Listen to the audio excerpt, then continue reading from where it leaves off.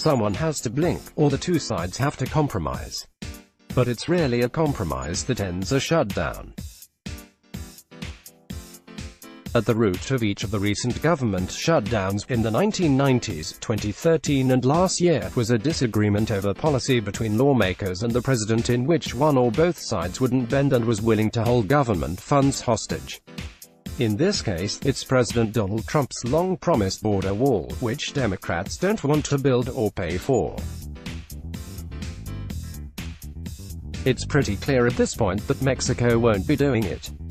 Remember, Trump couldn't get funding for the wall when Republicans controlled the House, either, but last year he said he wouldn't sign new spending bills without wall funding. Note, if Trump and House Speaker Nancy Pelosi want the standoff over the border wall to equal the longest shutdown in history, they'll have to wait until January 14th for someone to blink.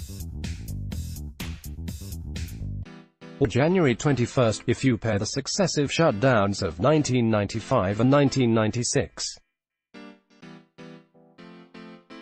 That seems like a good bet at this moment, as she prepared to take the Speaker's gavel and give Democrats a foothold on the federal government. Pelosi told NBC there would be nothing for any wall, we can go through the back and forth, Pelosi said. No. How many more times can we say no?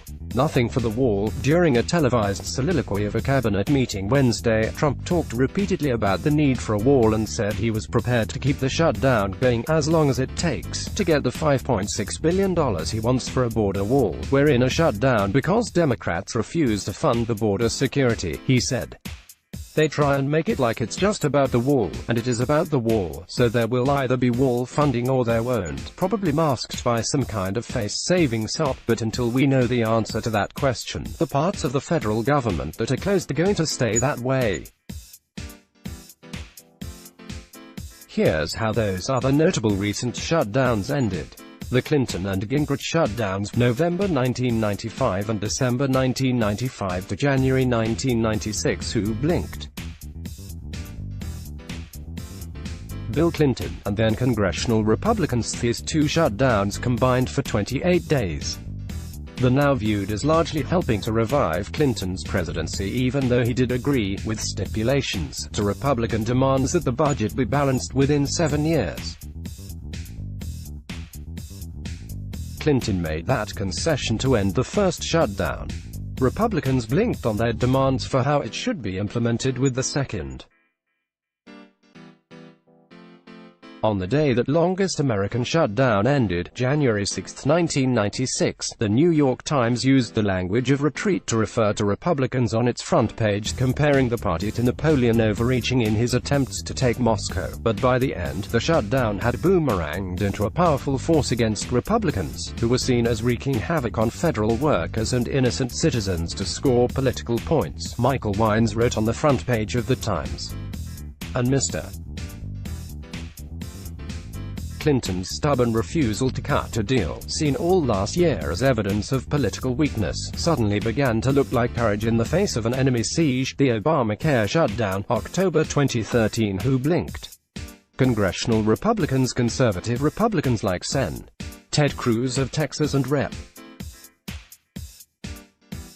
Mark Meadows of North Carolina helped lead an insurrection among Republicans in the House, where they insisted on an effort to strip funding for the Affordable Care Act. But with President Barack Obama still in office and Democrats then in control of the Senate, the effort had no chance of success. There were other issues at play, but ultimately Republicans agreed to fund the government at existing levels with a slight tweak to income verification for health care subsidies. Then House Speaker John Boehner admitted in a radio interview that Republicans had given up in the fight. We fought the good fight. We just didn't win, he said at the time. The DACA shutdown, January 2018. Who blinked? Senate Democrats. Democrats thought they had the moral high ground even if they lacked a majority in the House or the Senate. So Senate Minority Leader Chuck Schumer refused to pass a massive spending bill unless Trump and Republicans agreed to a permanent fix for undocumented immigrants brought to the U.S. as children.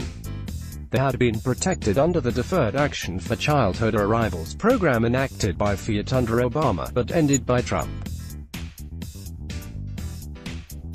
Democrats lost the nerve quickly, however, and agreed to a promise by Senate Majority Leader Mitch McConnell that the Senate would consider a permanent DACA fix. Senators failed to fix DACA, and Trump's decision to end DACA has been slowed down in the courts. Look for this issue to return this year.